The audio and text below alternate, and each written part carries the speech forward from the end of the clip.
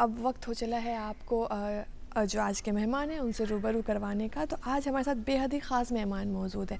देखिए, कोई भी चीज़ अगर आम इंसान के पहुंच से बाहर हो ना, तो वो कौतूहल का विषय रहता है, उसके बारे में जानकारी है, वहाँ लोग काम कैसे करते हैं, कैसे काम करते हैं, सिर्फ हम लोग टीवी में ही देखते हैं। तो आज बिहार विधान परिषद के बारे में हम लोग चर्चा करेंगे। उससे पहले हम और आप मिलकर हमारे जो अतिथि हैं उनका स्वागत करते हैं। आज हमारे साथ मौजूद हैं सभापति बिहार विधान परिषद अवधेश नारायण सिंह जी। सर, बहुत बहुत स्वागत है आपका। और इनके विषय में हम बहुत सारी बातें जो है करेंगे, लेकिन सबसे पहले क्लिप के माध्यम से विस्तार से हम जानकारी प्राप्त करते हैं। वक्त से लड़कर जो नसीब बदल दे, इंसान वही जो अपनी तकदीर बदल दे। कल क्या होगा कभी मत सोचो, क्या पता कल वक्त खुद अपनी तस्वीर बदल दे। कुछ लोग अपनी मेहनत से अपनी तकदीर बदलते हैं। जी हाँ, हम बात कर रहे हैं सभापति बिहार विधान परिषद अवधेश नारायण सिंह के बारे में। उन्होंने अपनी प्रारंभिक शिक्षा अपने गांव से प्राप्त की। उसके बाद उन्होंने राजनैतिक सफर की शुरुआत रांची से की, जहां से वे स्नातक विधान परिषद से चुनाव लड़े। इसके बाद वे कभी पीछे मुड़कर नहीं देखे। गया स्नातक निर्वाचन क्षेत्र से चुनाव लड़े और लगातार उन्होंने जीत हासिल की। सभापति बनने पर इन्होंने सदन का धन्यवाद देते हुए कहा कि ये एक चुनौती भरा दायित्व है और इस आसन की सबसे बड़ी विशेषता तटस्थता और निष्पक्षता है। मैं इस सदन की बहुमूल्य विरासत को और समृद्ध करने के लिए नई पहल और बेहतर पद्धतियों की खोज जारी रखूंगा। हम और आप मिलकर सर पुनः स्वागत है आपका हमारे इस कार्यक्रम में। और सबसे पहले तो आप इतने शालीन विचारधारा और के धनी इंसान हैं कि आपको देख के वो वाइब्रेशन आ रही है पूरे स्टूडियो में कि इतने बड़े पद पे आसीन होके भी इतना विनम्र होना, ये आज के ज़माने में बहुत कम देखने को मिलता है। सर, पहले बात शुरू से करेंगे कि इस क्षेत्र में कैसे आना हुआ, कहाँ आपका जन्मस्थल है, कैसे है, आप वो बताएं। मैं भोजपुर ज़िले के एक छोटे से गांव का निवासी हूं और वहीं से प्रारंभिक शिक्षा गांव से हुई। फिर मैं गया जो कि अभी रोहतास जिला में पड़ता है, सूरजपुरा हाई स्कूल है, बहुत बड़ा स्कूल है, बड़ा नाम है उसका। और राजा राधिका रमन प्रसाद सिंह जो कि साहित्यिक हैं, उनके पूर्वज ने उस स्कूल को बनाया था। तो वहाँ बड़ा नाम था, तो हम चले गए। हम कहे कि भाई वहीं पढ़ेंगे। नाम लिखाया, वहीं पर शिक्षा दीक्षा हुई और हायर सेकेंडरी तक वहाँ पढ़ा। वहाँ से निकलकर मैं फिर इंजीनियरिंग में गया। कुछ दिन तो मैं बीएन कॉलेज में भी पढ़ा था, लेकिन वो इंजीनियरिंग में एडमिशन हो गया तो मैं चला गया इंजीनियरिंग में। बीआईटी सिंदरी में, धनबाद जिला में बीआईटी सिंदरी है जी। उस समय बिहार और झारखंड एक था, और बिहार और झारखंड मिला करके ये इंजीनियरिंग कॉलेज बेस्ट इंस्टीट्यूशन था। तो उसमें एडमिशन हुआ और वहाँ हम लोग उस समय वो बन रहा था, बोकारो में एक प्लांट बन रहा था, स्टील प्लांट। तो नौकरी की संभावना ज़्यादा थी कि मेटलर्जिकल इंजीनियरिंग में, मेटल के बारे में। तो हमने मेटलर्जिकल इंजीनियरिंग में ही अपना एडमिशन किया और फिर वहीं से पास किया इंजीनियरिंग। अच्छा। इंजीनियरिंग पास करने के बाद बिहार सरकार में चला आया। वहाँ नहीं गया मैं, बिहार सरकार में आया। लेकिन कुछ दिन नौकरी करने के बाद मन उब गया और एक आदमी से हमको थोड़ा सा अच्छा नहीं लगा बिहेवियर, तो हम कहीं नौकरी में नहीं रहेंगे। क्योंकि बहुत कम दिन में मेरा ट्रांसफ़र हो गया वहाँ से पूर्णिया। मैं जाना नहीं चाहता था वहाँ पर। हमारे उस समय हम लोग लड़के थे एचईसी में बहुत ज़्यादा। एचईसी में हमारे बैच के बहुत लोग थे रांची में। तो मेरी इच्छा थी कि रांची में ही रहे, और हम लोग अनमैरिड थे। तो शाम को सब लोग जुटते थे, अच्छा लगता था। तो बड़ा ख़राब लगा, तो पैरवी लेकर एक पॉलिटिशियन के यहाँ गए। उनका बिहेवियर ठीक नहीं रहा। तो मैं कहा कि मैं अब चुनाव लड़ूंगा इसके वजह से, अब नौकरी नहीं करूंगा, चुनाव लड़ूंगा आपके विरोध में। तो उन्हीं के विरोध में चुनाव लड़ा और ईश्वर ने कृपा की। एक बार तो 10 वोट से हम हार गए थे, लेकिन दूसरी बार बहुत बम्पर वोट से हम जीत गए और तब से सफलता की शुरुआत हुई। लगातार 2 बार वहाँ से जीते, रांची से। फिर चले आए बिहार और झारखंड, और बिहार का बंटवारा हुआ जी। तो मैंने बिहार को ही ऑप्ट किया, चूँकि ये हमारी मातृभूमि है। तो बिहार में है, बिहार में तब से 4 बार जीते। सब मिला करके 36 वर्ष का मेरा ये हो गया, लगातार हाउस में रहने का रिकॉर्ड हुआ है। और अभी मैं ये कहूँ कि बिहार विधान परिषद का सबसे सीनियर मोस्ट मैं सदस्य हूँ वहाँ पर। और कृपा हुई, हम लोग भारतीय जनता पार्टी से आते थे। भारतीय जनता पार्टी का बहुत अच्छा वहाँ पर झारखंड में स्थिति बहुत अच्छी थी और लोगों ने मदद किया। दूसरा चीज़ था कि वहाँ सब इंजीनियरिंग का बहुत सक्रिय था, जैसे सेल था, वहाँ सेल था, मेकन था और CCL, BCCL ये सब था। उसका ये टिस्को, टेल्को सब था, जिसमें इंजीनियर लोगों की संख्या बहुत थी। और सब लोग चाहते थे कि हमारा एक रिप्रेजेंटेशन बिहार सरकार में हो। तो इतना मेहनत किया वो लोगों ने कि मुझे फिर जिता दिया। और सब एक बार तब से जीतने के बाद सब लोगों से मैं संबंध स्थापित किया, अच्छा मधुर। और लोग वोट देते थे, कुछ व्यवहार से भी देते थे कि व्यवहार में हम थोड़ा शांत थे और सबको इज्जत देते थे। तो जो इज्जत जो देगा उसी को इज्जत मिलेगा, ये हमारे जीवन की एक तो ये है। तो इज्जत देने के बाद तो फिर तो लगातार जीतते रहे। उस समय 8 जिला था हमारे कंस्टिट्यूंसी में, 8 जिला में, और साउथ छोटनागपुर पूरा था। इसके बाद यहाँ आ गए 2 वर्ष, 2 टर्म के बाद झारखंड का जब बंटवारा हुआ तो हमने ऑप्ट किया बिहार को। ये स्वाभाविक था कि बिहार में अपनी सब कुछ ही है और सब लोगों से जान पहचान, अपनी भूमि है, तो मातृभूमि के प्रति थोड़ा लगाव ज़्यादा होता ही है। तो हमने आया बिहार को ऑप्ट किया बिहार में।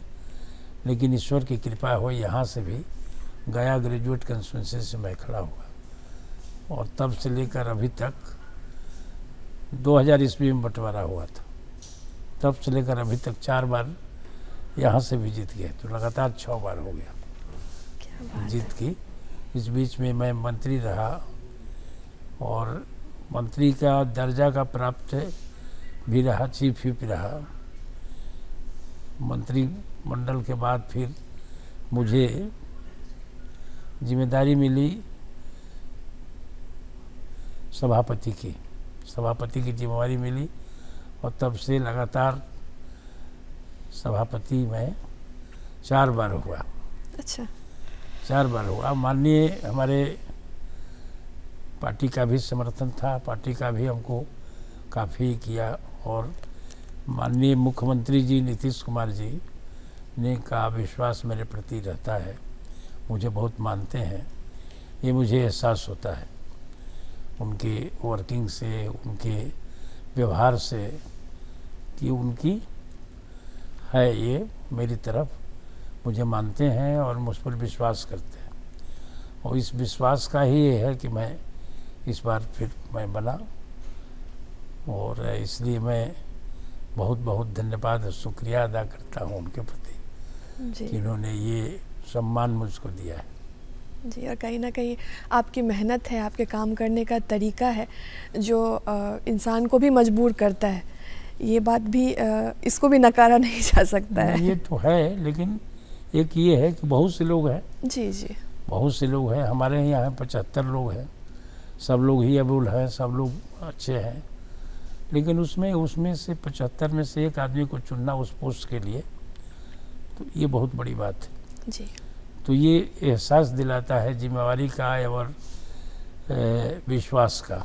जी जी जी। और बराबर मैं पूजा करता हूँ माँ विंध्यवासिनी का। मुझे मिर्ज़ापुर जाता हूँ तो बराबर मैं ये प्रार्थना करता हूँ कि ये विश्वास कभी टूटने नहीं पाए और ये जो संबंध बना है वो कभी छूटने नहीं पाए जी। और इसके आधार पर हम लोग चलते हैं। और ये ज़रूरी पार्टी भी का पूरा समर्थन और मुख्यमंत्री जी का भरपूर सही समर्थन। समर्थन के साथ सहयोग भी।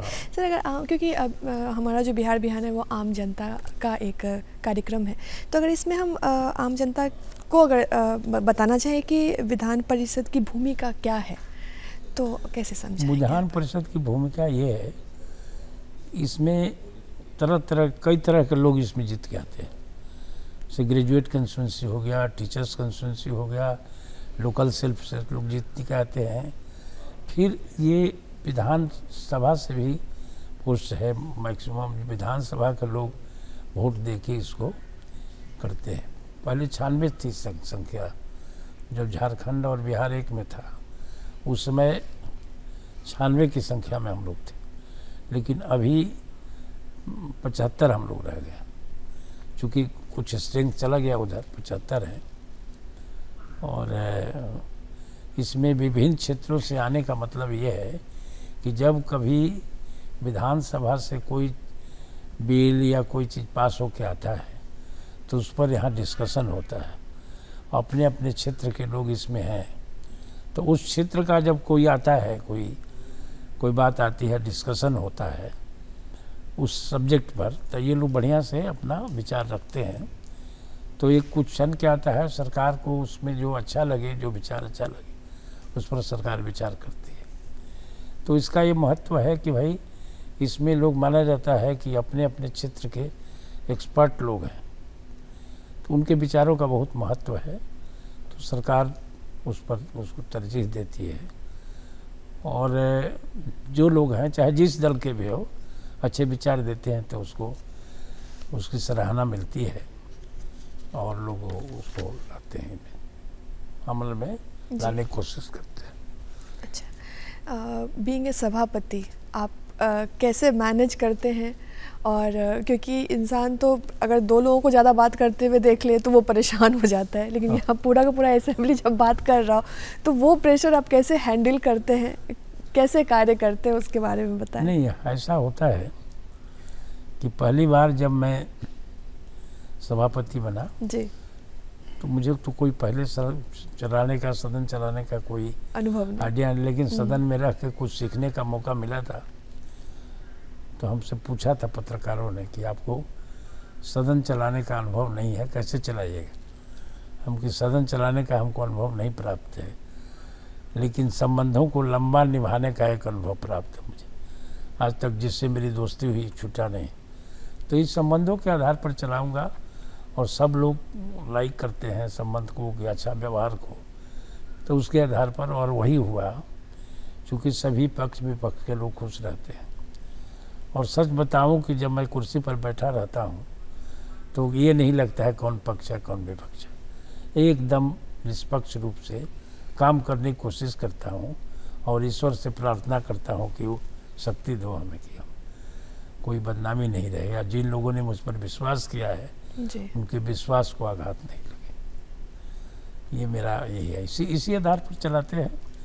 कभी कभी तो होता ही है, हाउस है या पॉलिटिकल हाउस है, तो इसमें तो कभी कभी होता है, लेकिन ये फिर संभल जाता है, फिर समझाने पर लोग समझ जाते हैं और फिर आते हैं अपने काम करते हैं। तो कुछ ऐसी चुनौतियाँ कुछ जो आती हो, जो आपको लगता हो कि मतलब ये सबसे बड़ी चुनौती है? वैसे तो जो इतने समृद्ध और इतने सालों से आप कार्य कर रहे हैं, वो चुनौतियाँ आपके लिए कुछ नहीं होंगी, लेकिन कभी कभी ऐसा लगता होगा कि ये, तो उससे कैसे सामना करते हैं फिर?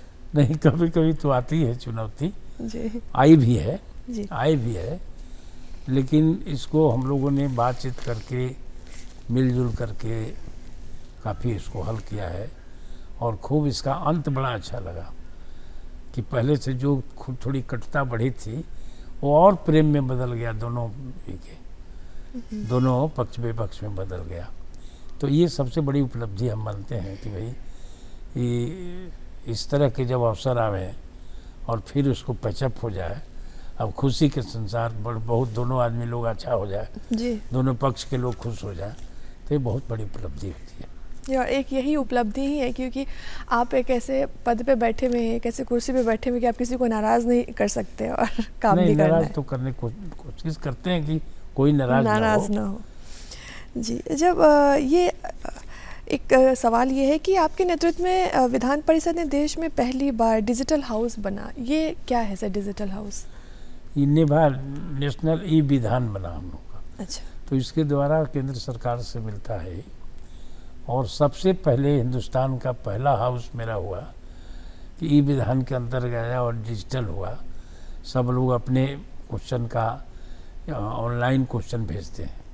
अच्छा। और आंसर भी आ जाता है। जब हाउस शुरू होता है तो अपना दबाते हैं तो क्वेश्चन का आंसर आ जाता है। जो मंत्री देते हैं, जो मंत्री को क्वेश्चन का जवाब देना है वो पहले आ जाता है उस पर, तो लोग देख लेते हैं। तो उसको देखने से फ़ायदा होता है कि उस पर सप्लीमेंट्री कर सकते हैं। पहले से उसका पढ़ लेते हैं आंसर, तो सप्लीमेंट्री करने में सुविधा होती है। बहुत सी बातें उससे जो क्षण कराती है तो और भी प्रश्नों का समाधान उसमें निकल जाता है। और सबसे बड़ी बात है कि इसके लिए हम लोग ट्रेनिंग देते हैं। सबसे पहले जो हुआ ना, ये विधान लागू हुआ, डिजिटल हुआ, तो उसमें टैब लगाया गया सबके सामने जी। ये सबके सामने में, और सब लोगों को ट्रेनिंग भी दिया गया। ट्रेनिंग दिए लोग कि भाई किस तरह से इसको हैंडल करेंगे, और उसको हैंडल करने के लिए हमारे यहाँ कुछ स्टाफ भी हैं, कहीं कुछ गड़बड़ी होती है तुरंत ठीक करते हैं। तो इस तरह से बड़ा सक्सेसफुल रहा और पूरे हिंदुस्तान में पहला ई विधान होने का गर्व हम लोग को प्राप्त हुआ, गौरव प्राप्त हुआ। जी।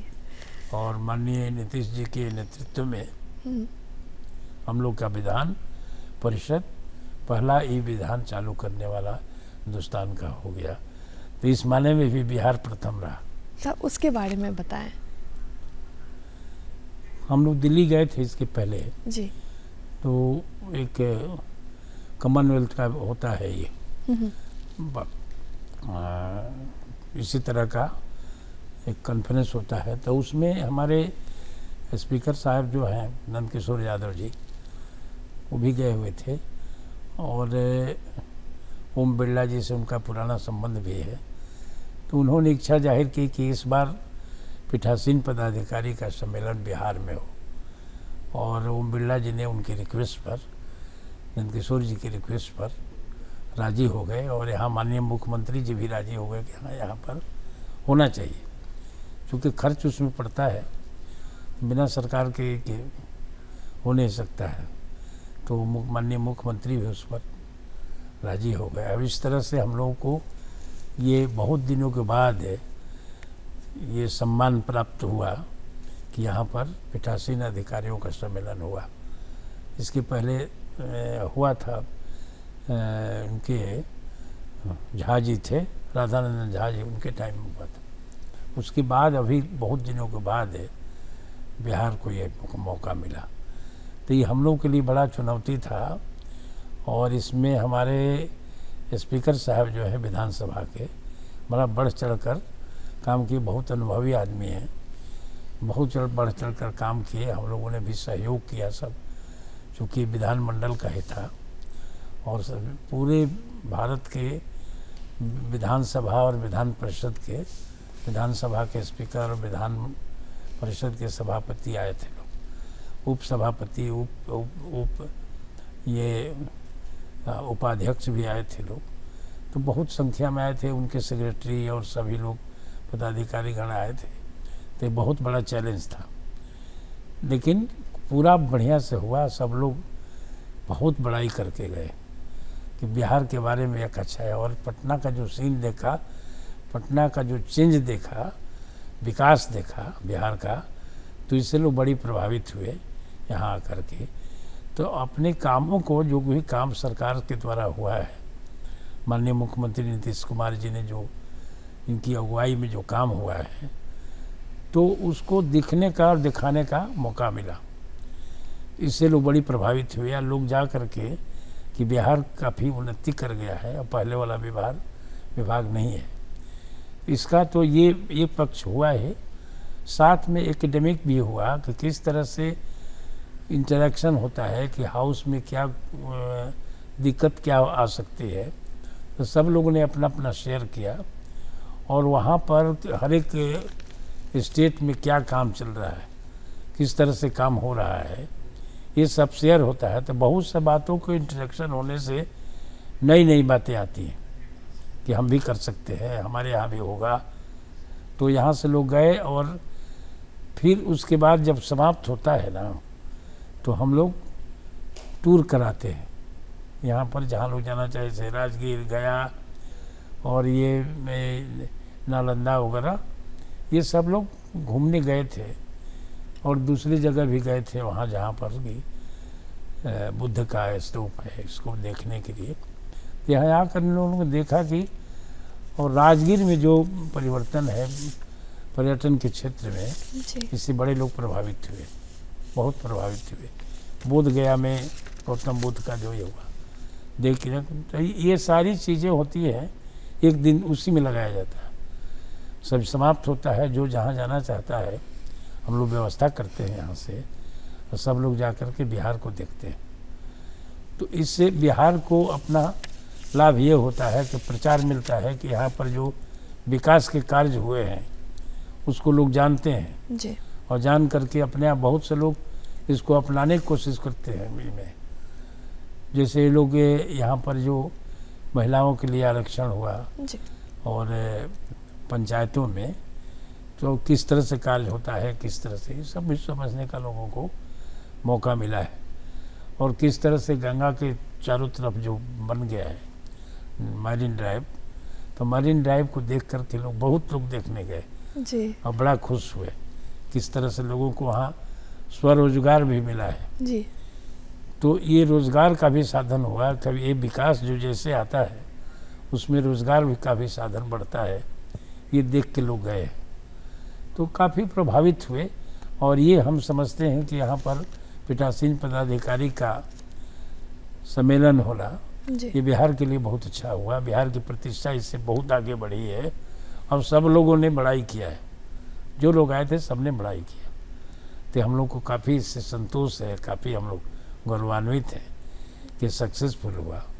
और मुख्यमंत्री जी को धन्यवाद देना चाहते हैं, उन्होंने काफ़ी सहयोग किया इसमें। जी, अगर इस तरह के सम्मेलन होते तो कहीं ना कहीं हम टूरिज़्म को भी प्रमोट कर रहे होते हैं इनडायरेक्ट वे में। सर, अगर हम इस विधान परिषद की उपयोगिता को अगर समझाना चाहें आम जनता को, तो हम किस प्रकार समझा सकते हैं?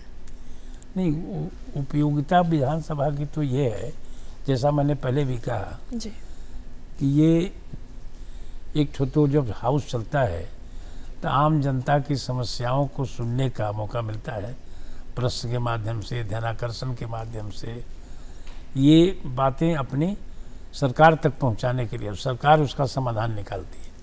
तो ये बहुत बड़ी बात होती है। एक तो दूसरे की यहाँ पर डिस्कशन अच्छा होता है, विधान परिषद में डिस्कशन हो रही है। उम्मीद भी की जाती है कि विधान परिषद में कुछ हर एक क्षेत्र के एक्सपर्ट लोगों को उसमें प्रतिनिधित्व दिया जाता है। तो अपने अपने क्षेत्र में जब कभी उस तरह का कोई क्वेश्चन आता है या कोई डिस्कशन होता है तो लोग अपना वैल्यूएबल मत उसमें देते हैं और बताते हैं, तो इससे काफ़ी ज्ञान में वृद्धि होती है। तो इसका महत्व है, ये एल्डर हाउस है इसको कहा जाता है। तो इसमें सोचा जाता है कि लोग आते हैं। अच्छा, दूसरे की बहुत सी चीज़ें हैं जो कि वोटर्स के दबाव में लोग करते हैं जी। यहाँ पर ऐसा कुछ नहीं है। अच्छा, यहाँ पर तो अपने निष्पक्ष भाव से लोग अपने बातों को रखते हैं। यहाँ पर थोड़ा पार्टी लाइन तो रहता ही है, क्योंकि पार्टी लाइन पर लोकतंत्र है, तो पार्टी लाइन पर अपना बात करते हैं। लेकिन बहुत सी बातें सलाह देते समय सरकार को निष्पक्ष रूप से सलाह देते हैं और अच्छा लगता है। जी। हम लोगों ने जब बात की तो बात के दौरान आपने पहले बताया था कि राजनीति में जब आप आए तो कहीं ना कहीं वो आपके अंदर एक वो चेतना जगी कि वो चीज़ें हम कर सकते हैं जो सामने वाला इंसान है उससे बेहतर कर सकते हैं। यानी कि इंसान को कहीं ना कहीं खुद में जब तक चेतना नहीं आएगी तब तक आप राजनीति के क्षेत्र में नहीं उतर सकते या फिर सामाजिक सरोकार में नहीं उतर सकते। बदलाव आया है जी। अब पहले बहुत बड़े बड़े लोग जो कि अच्छे पदों पर थे, सरकारी पदों पर थे, आना नहीं चाहते थे जी। लेकिन राजनीति में एक बदलाव आया है कि अब बढ़िया बढ़िया लोग, अच्छे लोग, मतलब कि वेल सेटल लोग जो हैं और विद्वान लोग हैं, पढ़े लिखे लोग हैं, अब राजनीति में आना चाहते हैं और आ रहे हैं। और जिनका राजनीति में बहुत से लोगों को कि ये चारित्रिक रूप से ठीक है और समाज को कुछ दे सकते हैं, समाज को बढ़िया बात बता सकते, ऐसे लोग का आना है, शुरू हो गया है और बहुत लोग आ गए हैं। और इसमें हम माननीय अपने प्रधानमंत्री जी को विशेष रूप से धन्यवाद देना चाहते हैं कि अपनी पार्टी में अपने लोगों को, अच्छे अच्छे लोगों को पार्टी में ला करके और अच्छे अच्छे पदों पर देते हैं, जो काफ़ी सक्सेसफुल रहते हैं, एक्सपर्ट रहते हैं, अपने क्षेत्र के एक्सपर्ट रहते हैं, वैसे लोगों को मंत्री भी बनाते हैं। तो ये नई शुरुआत हुई है, इसलिए अब लड़के, जो नौजवान लड़के हैं, जो पढ़े लिखे लड़के हैं, वो भी राजनीति में आना पसंद करते हैं। जी। और लगता है कि एक करियर ये भी है कि हम अच्छा कर सकते हैं, अगर हम ठीक रहें, दुरुस्त रहें तो अच्छा कर सकते हैं। और ये मंत्र है सफलता का। देखते हैं, अपने से बड़े लोगों को देखते हैं कि कैसे पहुंच गए, इतनी ऊंचाई पर कैसे पहुंच सकते हैं, तो एक इंस्पिरेशन आता है कि हम भी पहुंच सकते हैं। और ये लगता है कि what a man has done a man can do. तो जो बड़े बड़े आदमी जहाँ तक पहुँचे हैं, वहाँ हम भी पहुँच सकते हैं। अगर हमारी लगन ठीक हो और डायरेक्शन ठीक हो तो हम पहुँच सकते हैं वहाँ पर जी। और जनता का विश्वास हासिल करके। जी। सर, जैसे कि आपने कहा कि जो चीज़ हम अगर सोच लें तो वो चीज़ हम कर ही सकते हैं, ये बस एक विल पावर अंदर होनी चाहिए। लेकिन बदलते दौर के साथ जनरेशन को ये समझाना कि आप सामाजिक के क्षेत्र में, राजनीतिक क्षेत्र में भी अपना करियर बना सकते हैं, तो ऐसे में जो हमारे युवा वर्ग है उनको क्या कहना चाहेंगे? देखिए, आज का जो ये आदमी है, आज जहाँ पर राजनीति पहुँची है या पहुँच रही है, तो इसमें तो यही है कि सामाजिक रूप से आप काम करेंगे, सामाजिक रूप से काम करके, समाज के लिए मेहनत करके, काम करके, नई नई चीज़ दे करके, तो ऑटोमेटिकली राजनीति में आपको सफलता मिलती है। बिना सामाजिक काम किए हुए, सामाजिक आदमी बने हुए, वो नहीं रह टिक सकता है राजनीति में। राजनीति में बहुत धौंस नहीं चल सकता है। सही बात। और बराबर की हम माने वो कहें आज के शब्दों में कि हम अफसर की तरह व्यवहार करें, तो वो नहीं, जनता के से सॉफ्ट व्यवहार करना होगा। और कोई डिमांड है उसको समझाना होगा, कब तक ये काम हो सकता है, और सरकार को भी उनकी बातों को सरकार तक पहुंचाना जनप्रतिनिधि का काम है। और उसमें होता भी है, ये विधानसभा के माध्यम से, विधान परिषद के माध्यम से जनता की बात को सरकार तक पहुंचाते हैं लोग, प्रश्नों के माध्यम से, ध्यानाकर्षण के माध्यम से, और उसका समाधान निकलता है। तो आज देखिए कितने, बिहार कितना बदला हुआ है जी। इसमें सबका योगदान है। लेकिन जो लीड लेता है, जो आगे बढ़ता है, जो इसका मुखिया होता है, जो मुख्यमंत्री होता है, उसके विजन पर बहुत निर्भर करता है।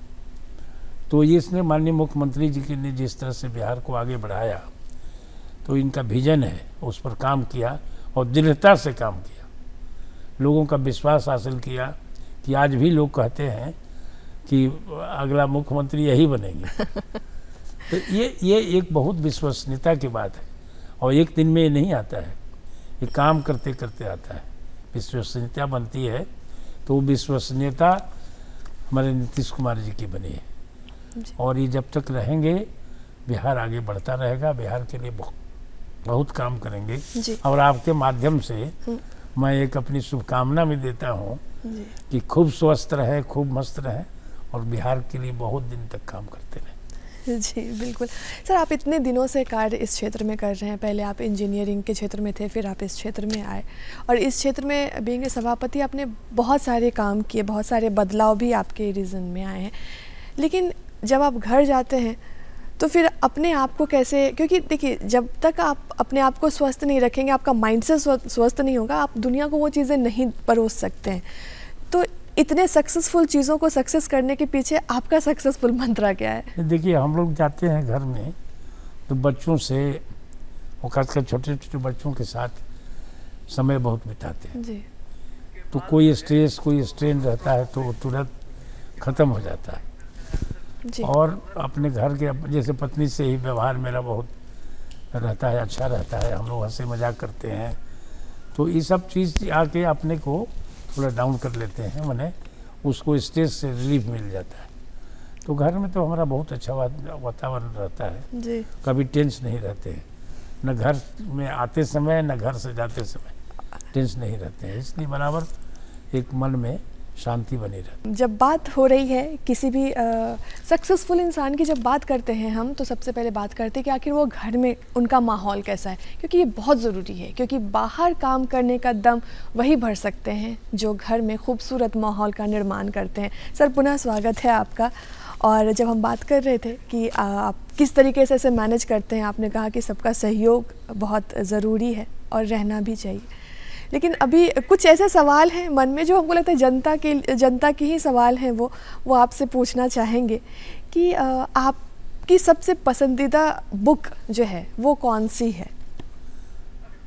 पहले तो हम लोग इंजीनियरिंग पढ़ते थे जी लेकिन साहित्य से मेरा लगाव है ज़्यादा। जी जी क्योंकि मैं जिस स्कूल में पढ़ता था उसके राजा राधिका रमन प्रसाद सिंह थे, बहुत साहित्यिक आदमी थे, उपन्यासकार थे।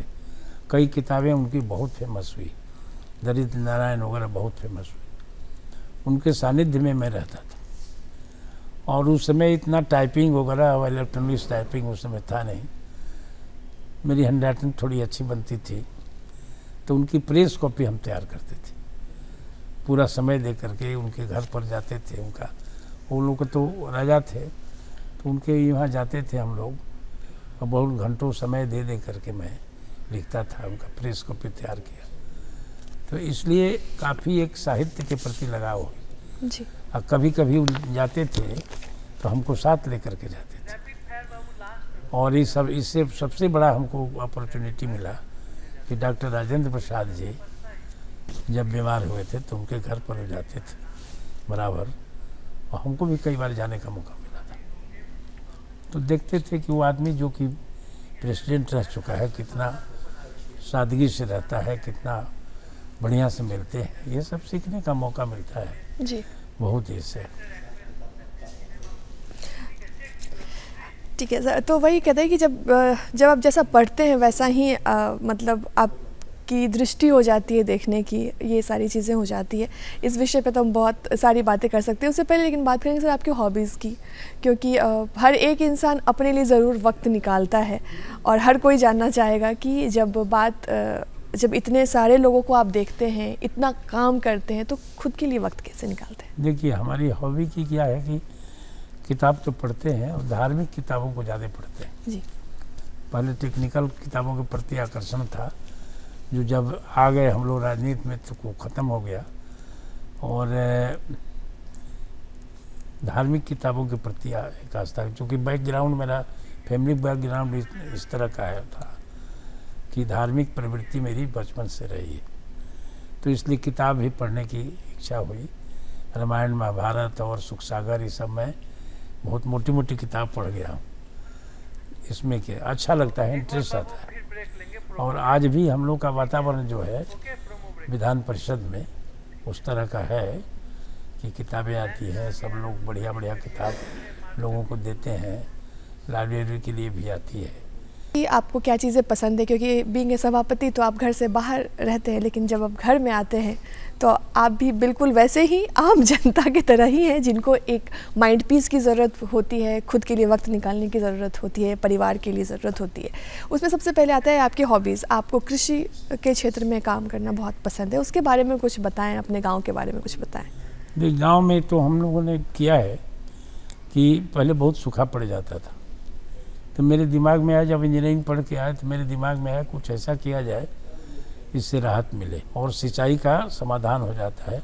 हमारे यहाँ कभी सूखा नहीं पड़ता है, बहुत भी सूखा पड़ा तभी भी खेत का पटवन हो जाता है और पानी का लेवल डाउन नहीं होता है। बड़ा बड़ा पोखरा की सफाई करवा दिया, अभी आहार है उसकी सफाई करवा रहे हैं, नदी का सफाई करवा करके बांध बनवा के, किया है और अपने पंचायत के चारों तरफ सरकार से सड़क बनवा दी है, आवागमन का साधन हो गया, और जो अनाज कम में बिक जाता था वो ज़्यादा उसका पैसा मिलता है। तो ये सारी चीज़ों की व्यवस्था हमने कराया है अपने पंचायत में। और बाकी सब हम लोग के बिहार के क्षेत्र पर तो सरकार कर ही रही है, लेकिन छोटे छोटे गाँवों में इसकी ज़रूरत है। कोई उसकी आवश्यकताओं को सरकार तक पहुंचावे तब समाधान निकलता है, लेकिन कोई पहुंचाएगा ही नहीं तो कैसे निकलता है। अब जैसे हमारा गांव है, काफ़ी इंटीरियर में था, आज उस गांव में एक बहुत बड़ा ITI बन रहा है, अब तैयार हो जाएगा। उसमें माननीय मुख्यमंत्री से कहेंगे कि उसका उद्घाटन करें मई तक। तो ये बहुत बड़ी चीज़ है कि लोगों को स्किल करने का एक तरीका, कि अपना नौकरी के लिए कहीं जाना नहीं पड़े, अपने सीखे और उससे नौकरी भी मिलती है। ITI में जो लोग स्किल्ड हो जाते हैं उनको बहुत सी नौकरियां मिलती हैं। क्योंकि लेबर मिनिस्टर में था, इसलिए उस टाइम में मैंने किया था वहाँ पर ITI के लिए। अच्छा। और माननीय मुख्यमंत्री ने उसको मान्यता दी थी, तो अभी वो बनकर तैयार हो गया है। तो एक बड़ी खुशी की बात है। गांव में कुछ करोगे तो आने वाली औलाद कहेगी कि यहाँ का कोई मंत्री हुआ था तो गांव में ITI बनवा दिया। और ITI गांव में होना बहुत बड़ी बात है, बहुत बड़ी बात है। तो इसलिए वो बात हमको बहुत घर कर गई और मैंने माननीय मुख्यमंत्री से आग्रह किया, इन्होंने उसका सहमति दे दी और आज बन कर तैयार है। तो ये हमारे लिए बहुत गर्व की बात है कि हमें किए। और एक तो बीटा का SIC जो कॉलेज, मेडिकल कॉलेज और अस्पताल खुला है, उसकी शुरुआत हमारे ही टाइम में हुई थी। ज़मीन मिला, यहाँ पर आई थी सेक्रेटरी, ज़मीन की डिमांड की, तो हम लोग कॉन्फ्रेंस कर रहे थे, माननीय मुख्यमंत्री ने तुरंत 25 एकड़ ज़मीन दे दिया और उन्होंने पैसा दे दिया, केंद्र से पैसा मिला कि हमने कुछ काम किया है, जिस पद पर रहे कुछ काम किए। तो इसलिए ये सब चीज़ें हैं करने के लिए। और आज खेती भी बहुत अच्छा है, वहाँ खेत का दाम बढ़ गया, शांति है, शांति का होना बहुत ज़रूरी है, नहीं तो फिर कुछ दाम नहीं बढ़ सकता है। और पटना में देखिए कितना दाम बढ़ गया खेत ज़मीन का, ये कि अब शांति है। सारी चीज़ें सरकार पर निर्भर करती हैं, सरकार अच्छी तरह से चलती हैं तो सारी चीज़ें व्यवस्थित हो जाती हैं, बहुत सी चीज़ें अपने आप व्यवस्थित हो जाती हैं। सही बात है। तो यही है। और सर जब हम बात करेंगे कि किस तरीके से, देखिए हर एक इंसान जब काम करता है तो कहीं ना कहीं से प्रेरणा लेता है वो, और आप जो काम कर रहे हैं और फिर आपके जो शौक़ हैं वो कहाँ से आपको इतनी प्रेरणा मिलती है काम करने की? ये तो बचपन से एक होता है। जैसे जो लड़का साधारण परिवार से जन्म लेता है, जो किसी कमी में रहता है, तो उसकी बराबर इच्छा होती है कि अगल बगल देख करके कि हम भी वहाँ तक पहुँचे। तो एक तो ये प्रेरणा शुरू होती है आपके घर के बगल से ही शुरू होती है, गांव से शुरू होती है, फिर आगे बढ़ते हैं, पढ़ने जाते हैं, आगे पढ़ते हैं तो कुछ वहाँ से प्रेरणा मिलती है कि बड़े बड़े लोगों से साथ होता है, कुछ वहाँ से मिलती है। और फिर महापुरुषों से प्रेरणा मिलती है कि किस तरह महापुरुष वहाँ पर पहुँचे और कैसे वहाँ पर पहुँचा जा सकता है कि कभी लोग 10 लोग हम लोग को भी जाने। यही प्रेरणा है, समाज से आदमी लेता है, समाज से लेता है, काम करने की धुन होनी चाहिए। जी, और अगर दोनों तो आप किसी भी हद तक जा सकते हैं और किसी भी चीज़ को पा सकते हैं। और अब वक्त हो चला है, क्योंकि आप हमेशा सबकी सुनते हैं, आज आपको बोलना पड़ेगा एक रैपिड फायर राउंड में कि आपकी पसंदीदा चीज़ें क्या है और क्या नहीं। कुछ सवाल हैं आपके लिए सर, कि आपको सबसे ज़्यादा पसंद कौन सा खाना है? खाना तो हम लोग नॉन वेज खाते थे पहले, अच्छा, अब थोड़ा कम कर दिए हैं, तो चिकन और ये सब रोटी वोटी सब खाना पसंद करते हैं। ओके। लेकिन अब नहीं करते हैं, अब पूरी तरह से वेजिटेरियन ही पसंद करते हैं और सादा खाना पसंद करते हैं। सादा खाना। सर ऐसी कौन सी जगह है जहाँ पे आप छुट्टी में सबसे पहले जाना पसंद करेंगे? गांव जाना पसंद करते हैं। शांति ज़रूरी है। और आज के दौर में या फिर अपने दौर में कौन सी ऐसी एक्टर और एक्ट्रेस है जो आपको सबसे ज़्यादा पसंद है और जिसको आप देखना और सुनना चाहते हैं? एक्ट्रेस जी, अब अक्षय कुमार है। पहले मैं हम लोग के दौर में जी, वो राजेंद्र कुमार, दिलीप कुमार, ये राज कपूर, देवानंद का दौर था। तो उनकी सिनेमा को हम लोग देखते थे, काफ़ी देखते थे। क्या बात है। और अगर लीडर की बात करें तो सबसे पसंदीदा लीडर कौन है जो इंस्पायर करते हैं आपके? देखिए, प्रेरणा स्रोत हैं प्रधानमंत्री नरेंद्र मोदी जी हैं, और हमारे यहाँ नीतीश कुमार जी हैं जी। इनको काम करने का ढंग, इनकी ईमानदारी, इनकी छवि और एक विजन, इन लोग के पास विजन जो है वो हमको बहुत पसंद है, और इसलिए इन लोग प्रेरणा के स्रोत हैं जी। और अगर खेल की बात करें तो कौन सा खेल आपको सबसे? खेल फुटबॉल और क्रिकेट। जो आप अभी भी खेलते हैं सर? अब खेलते नहीं हैं। सिर्फ पसंद है? हाँ, पसंद है, देखते हैं। बहुत बहुत बहुत बहुत शुक्रिया सर, क्योंकि ये ऐसी चीज़ें हैं जो जनता को भी ऐसी उत्सुकता होगी कि वो आपके बारे में जाने। और क्योंकि सर समय की पाबंदी और बहुत सारे ऐसे विषय पे जो चर्चा हुई काफ़ी हमें लगता है दर्शकों को भी पसंद आई होगी, लेकिन चलते चलते सर ऐसा जो आप दर्शकों को कुछ अगर संदेश देना चाहें तो? आदमी जो मेरे लिए हमको जो पसंद है, आदमी में जी नम्रता होनी चाहिए, स्वभाव में नम्रता होनी चाहिए। उग्रता से किसी चीज़ का समाधान नहीं हो सकता है जी। और सबके प्रति एक इज्जत की भावना होनी चाहिए। जैसे हम इज्जत चाहते हैं, वो आम आदमी भी इज्जत चाहता है, तो इज्जत की भावना होनी चाहिए। और जो व्यवहार, जो दोस्त बनाइए, जिससे संबंध बनाइए, उसको निभाने की कोशिश कीजिए और निभाइए। यही मेरा ये। जी सर, आपने इतनी अच्छी बातें कही और उम्मीद करते हैं दर्शकों को भी आज का कार्यक्रम बहुत अच्छा लगा। आप हमारे शो में सर आए और इतनी महत्वपूर्ण बातें की और चर्चा की, आपका बहुत बहुत धन्यवाद। धन्यवाद। और उम्मीद करते हैं कि आपको भी हमारा कार्यक्रम बहुत ही अच्छा लगा होगा। और हमें क्योंकि अब वक्त जो है वो हो चला है विदा लेने का, लेकिन उससे पहले आपको हमारा कार्यक्रम कैसा लगा, उठाइए अपना कलम और लिखिए हमारा पता। हमारा पता है बिहार बिहान दूरदर्शन केंद्र पटना, फ्रेजर रोड पटना 80001। हमारा ईमेल एड्रेस है director@ddkpatna@gmail.com। और कल फिर आपसे पुनः इसी वक्त मुलाकात होगी, तब तक के लिए दीजिए इजाज़त। नमस्कार।